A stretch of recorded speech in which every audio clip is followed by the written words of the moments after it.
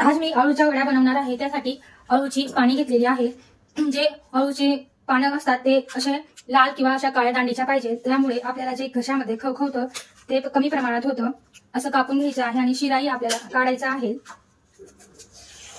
हेही कापून घ्यायचं आहे आणि असं आपल्याला शिरा काढायचा आहे। आता आपण ह्या पानं धुवून घेणार आहोत। कढाईत पाणी घेतलेलं आहे, त्यामध्ये आपल्याला हे पानं धुवून घ्यायचे आहेत। पानं आपल्याला पुसून घ्यायची आहेत। ह्या ज्या शिरा आहेत त्या आपल्याला लाटण्याने लाटून घ्यायच्या आहेत।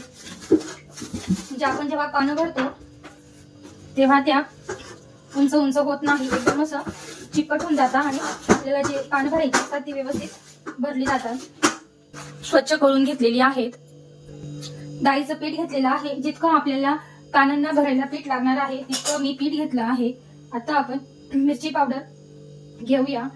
1 ते 1.5 चमचा मी मिरची पावडर टाकलेली आहे। थोडी हळद टाकूया।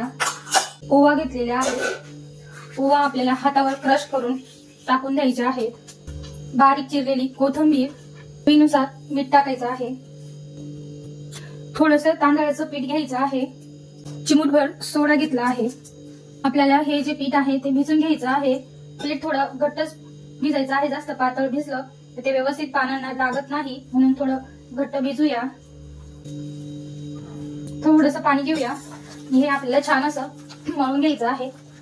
छान असं हे पीठ मळलं गेलेलं आहे, छान मी भिजून घेतलं आहे। परातवर आपल्याला हे पानं लावून घ्यायचे आहेत। आता हे पीठ आहे, पीठ आपल्याला पानांना छान असं लावून घ्यायचे आहे।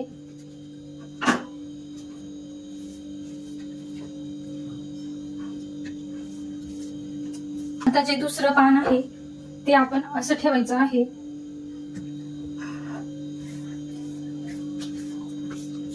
पूर्ण असं पानाला आपण पीठ लावून घेणार आहोत। अशा प्रकारे आपण हे सर्व पानं लावून घेणार आहोत। हे पानं मी लावून घेतलेले आहे। आता आपण हा जो भाग आहे हे दुमडून घ्यायचा आहे। परत हा पण भाग आपण दुमडून घ्यायचा आहे। पीठ लावून घेऊया, म्हणजे ते व्यवस्थित असं चिपकून राहणार। आता जो हा भाग आहे तो आपण या साईडला दुमडून घेऊया।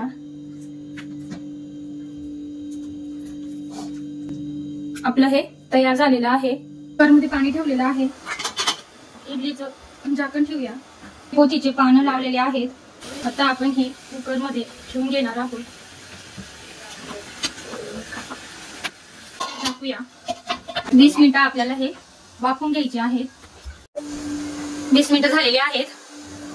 छान असे आपले ते शिजून गेलेले आहेत। आपण चाकू टाकून पाहायचं आहे। एकदम चाकू असा सरळ निघाला म्हणजे आपले हे छान वाफून गेलेले आहे। गॅस बंद करायचा आहे। आता आपण हे काढूया। हे बघा एकदम छान असं वाफलं आहे। कट करूया। एकदम छान अशा या वड्या तयार झालेल्या आहेत। छान असं मस्त अशा या वड्या तयार झालेल्या आहेत। आता आपण या तळूया। तेल मस्त असं गरम झालेलं आहे। आपण एक एक वडी तळून घेणार आहोत।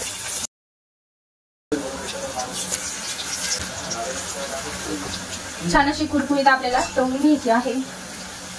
मस्त असं आहे कुरकुरीत मी तळून घेत आहे। गोल्डन कलर यायला लागलेला आहे। छान तळले गेलेले आहे। आजपर्यंत हे आपल्याला तळून घ्यायचे आहे। मस्त असं तळले गेलेले आहे। काढूया।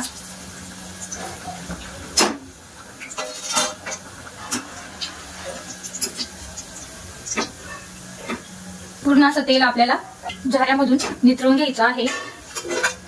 बघा एकदम सुंदर अशी कुरकुरीत वडी तळली गेलेली आहे।